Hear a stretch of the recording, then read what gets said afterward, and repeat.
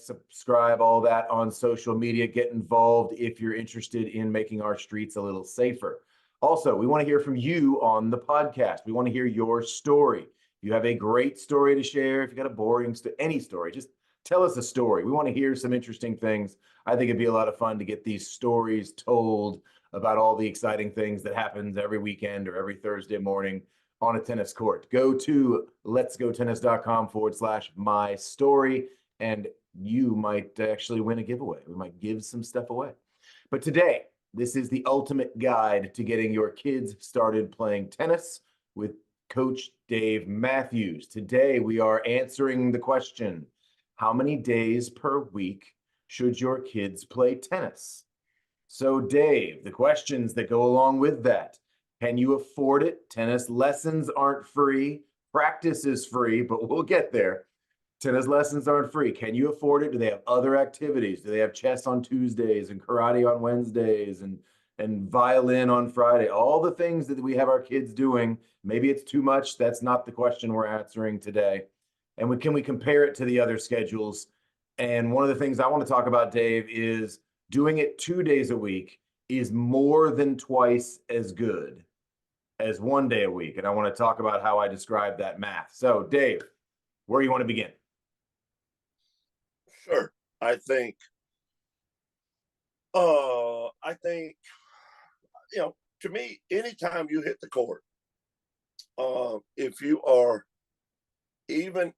in an adolescent, I don't know, 8, 10, 12-year-old mentality, from that age, I think you're always aware of what you're doing. I think you're always, you don't have this goal of improving this stroke or this and this.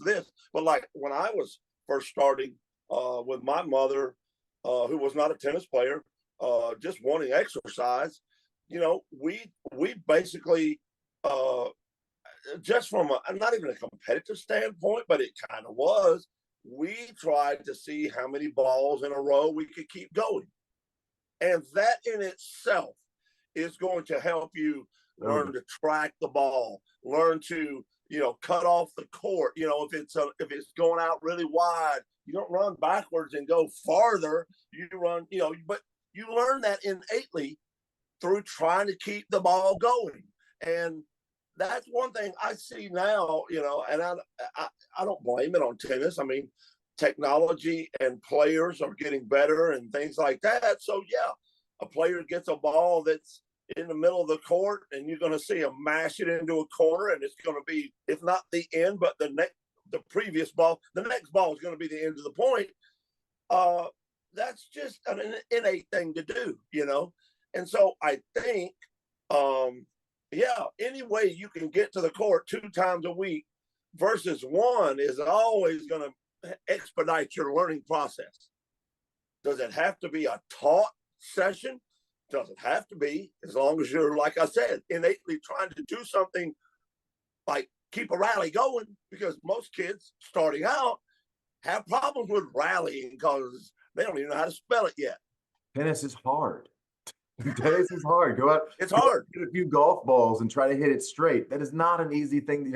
Similar concept. These sports are hard. Go try to hit a baseball with somebody throwing it at you. That's why baseball has the little tee and they hit it off the thing. Like we simplify these things, but baseball, you sign your kid up for baseball, Dave. Little David is playing baseball. It's going to be 2 or 3 days a week. And then you got games on the weekend. So it could be 5 days that week you're doing little league baseball. Yeah. Soccer's the same thing. Even you got your little 4-year-old soccer, you got a couple of days a week practice and you got little games on the weekends. All of these things, cheerleading, I think, was the worst. Cheerleading was like, all right, you sign up for cheerleading, forget anything else you've ever done in your life or ever want to do. You're going to do this 5 days a week plus the weekends. Like, how is that perfectly fine for the parent that says, okay, fine, we've already picked our thing and the kid's 7. Where tennis is like, well, let's just give it a try. We'll give it a try. We'll give it 1 day a week.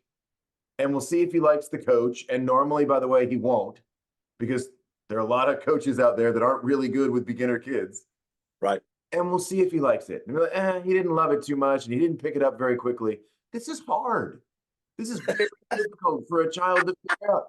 It's like, say, hey, kid, let's learn how to play chess. Let's try it once a week and spend 10 minutes and Okay, fine. But they're not going to learn quickly. So Right. that's the question is, how many days a week should it be? And in my opinion, let's move past the whole let's try it 1 day a week thing, right? Yeah. Yeah. I think realistically, if I were, having kids again and getting them involved like that, uh, I would do the trying aspect maybe at, I don't want to say an earlier age, but I would do the trying aspect with more sports earlier. I would do, if you want to do a little, I don't know what time, when they start gymnastics and cheerleading and golf and all that, I'm sure you got to do a little bit of hand eye coordination skills with anything, That you know? happens at home too, parents. I mean, when the parents ship Exactly. their kid off to the school and they let somebody else raise their kids for them and they see them at breakfast and dinner and that's it. You Right. don't get a chance to spend all day playing with your kids. I get it. You got a job Right. that's choices. We all make choices. Right. Now, but if you're going to do those hand-eye coordination things, my little 18-month-old, which dates me right now, my little 18-month-old is hitting little forehands on the ground. When he rolls it, he hits the follow through, and he looks up, right? But Yeah. of course, I'm a tennis coach, so little Right. baby coach Shaun is going to have a tennis racket around. But it doesn't mean you have to be a great tennis coach. We're not doing great tennis coach things with our 18-month-old. Right. We're just let him hit a ball with a stick. Right. I mean, my youngest daughter, when she was about, I've got a picture of her. She couldn't have been more than about 4. And this was back in the day where there were no 3 progressions of tennis balls. This was back in the day where there was an adult ball and everything else. And I think the first time I ever used the foam balls, it was with a little, a younger group, like 6 to 8 or something like that. And at the start of every practice, I would have them with a little bitty shortened racket. I don't know, probably like a 17 or 19 inch, which is basically a grip with a racket head and string on it. I had them actually hitting balloons up in the air to build hand-eye coordination, and that's something you can do at home that won't break the furniture. Yep. That's a big key. And so, those types of things. We had one of our daughters walk across the back of the couch like a balance beam kind of thing.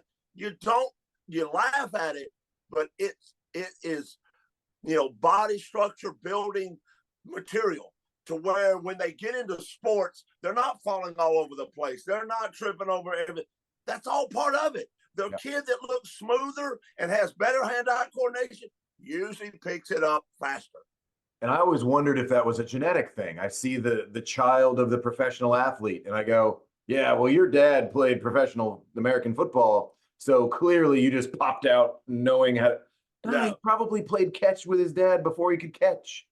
Exactly. Those things. Like I'm watching my own son, I'm watching our son, and we're just letting him play. And sure, he's gonna bang the racket on the wall, and That's right. it's a small price to pay. And I Yep. get it, parents. If you're out there and you don't want your kid playing in that, I get it. You don't want to play in the house. I can't argue against some of those things. We all do things differently. But to go to the real question is how many days a week? Maybe it isn't the scheduling in that case. Maybe it's just giving them the opportunity to do it at home. Dave, you probably don't have a class for 10-year-olds every day. If somebody loves the coach, I know I don't have one every day for every parent says, I want you every day. Well, there's a good chance you can't afford that. Right. And most people can't, which is fine, but that doesn't mean your kid can't play more often. Right. And it doesn't mean you need a professional coach all the time, especially if they're just getting started. If you have a backboard in your neighborhood, I know Windermere has one. I know Bunton Road. There's a map of tennismaps.com. And in theory, there's all the backboards in the Atlanta area where you can go find. Now, a lot of them are in private facilities. You can't just walk Right. on it. But a wall, just a wall. Yep. 10 minutes on a wall, your kid's going to be exhausted. Absolutely. Yep. They're going to love every second of it. Yep. And it's going to save you $100 in tennis lessons. Like, come on, just let them go whack the ball with a stick. And that improves how many days a week. But my theory is doubling it more than doubles it. I think what it does is kind of square it. If you go to 3 days a week instead of 2, I think that's as much as 9 times better. Because they just remember better. Imagine if you did it once a year, they're not going to remember. If you did it once a month, they're not going to remember. Kids go home from school through the summer and they come back and they've forgotten everything.